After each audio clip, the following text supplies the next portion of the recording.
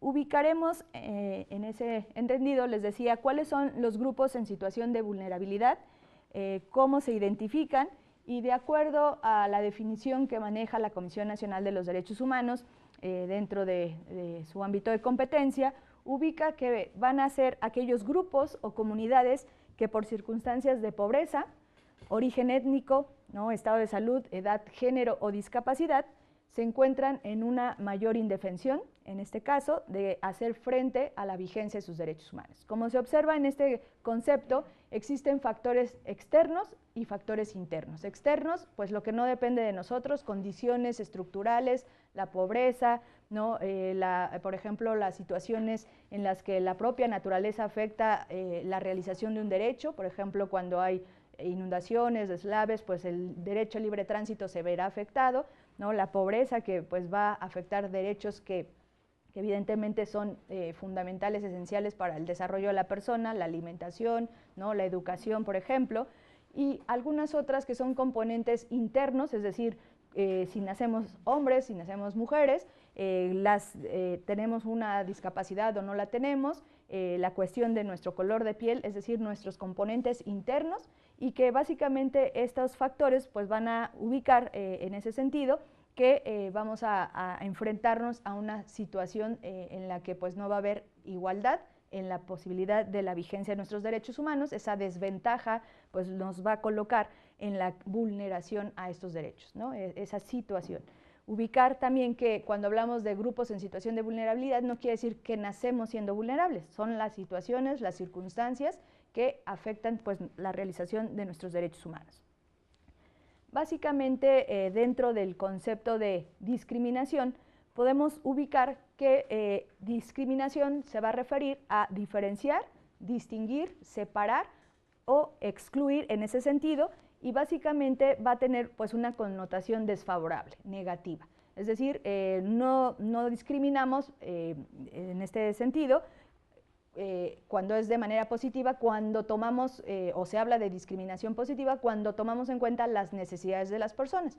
Es decir, por ejemplo, en una situación en que se requiera una fuerza y una mujer, por condiciones de su naturaleza o su componente físico, no pueda a lo mejor realizar un trabajo al igual que un hombre, ahí no es una cuestión de discriminación, se estará tomando esa necesidad o esa característica específica. Si una mujer lo puede realizar, pues ahí no se hablaría de discriminación en ese sentido.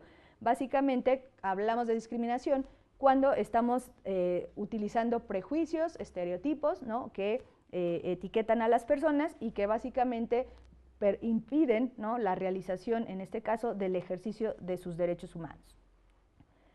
Básicamente, dentro de lo que se entiende como discriminación, está incluida en el artículo 4 de esta Ley Federal para prevenir y eliminar la discriminación, y nos ubica que la discriminación va a ser toda distinción, exclusión o restricción que, basada en las características que aquí nos menciona, como el origen étnico o nacional, el sexo, ¿no?, la edad, talla pequeña, discapacidad, condición social o económica, y otras características aquí incluidas, pues van a impedir o anular, en ese sentido, el reconocimiento o el ejercicio de los derechos humanos en igualdad de oportunidades.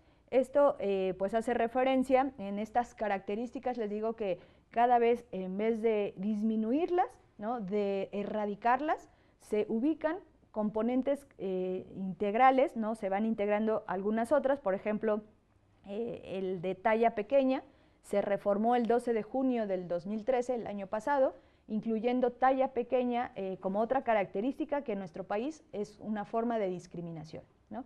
Y en esta ley también es importante distinguir que nos habla de que en nuestro país pues nos discriminamos por la condición del sexo, es decir, por ser hombres y por ser mujeres. Más adelante ubicaremos en ese sentido que la Constitución nos habla de cuestión de género, es decir, lo que hacemos las mujeres y lo que hacen los hombres. En ese sentido, en México, a partir del artículo 1, nos ubica que queda prohibida la discriminación. En la ley, en el artículo 4 que hacía mención hace un momento, pues nos ubica qué es la discriminación y cuáles son las formas de discriminación, y en este artículo primero nos ubica que queda prohibida justamente esas formas de discriminación por las características que aquí se ubican. Voy a regresar un poquito en este artículo.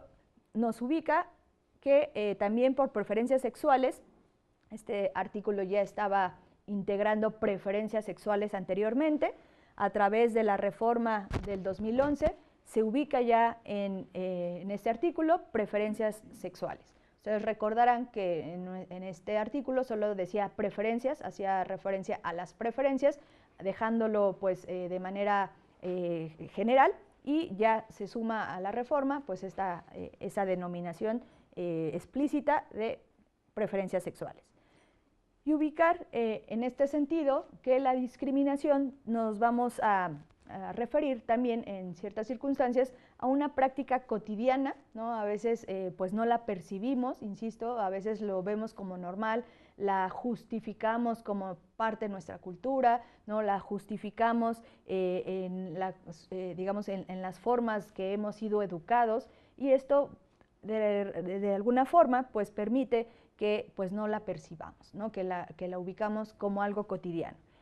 Pero también en la reflexión invitarlos, ¿no? a ubicar cuántas veces hemos recibido nosotros la discriminación. Podemos ubicar en qué momento, quién, ¿no? de qué forma fuimos discriminados o hemos sido discriminadas. ¿Sí lo podemos ubicar en ese sentido? Como que sí nos empieza a recordar circunstancias y situaciones, ¿no? Pero también en la reflexión les decía, y lograr la empatía es parte también de los objetivos de los derechos humanos, es decir, colocarnos en el lugar del otro. Podemos también ubicar situaciones, formas en las que nosotros hemos causado la discriminación hacia una persona, en alguna circunstancia específica, ¿no? Y les decía, en esta empatía ubicar si la hemos recibido, nos gusta, ¿no? Nos sentimos bien el tener esa circunstancia de discriminación, y por otro lado, cuando nosotros la realizamos, la causamos, pensar lo que siente el otro o la otra, ¿no? Y en ese sentido, pues erradicaríamos esas condiciones al ponernos en el lugar del otro. Ese es también, les decía, parte de la intención de los principios de los derechos humanos, valores que pues son mínimos éticos, y que a partir de la empatía, les decía, pues nos ubicaría en esta circunstancia de no discriminar.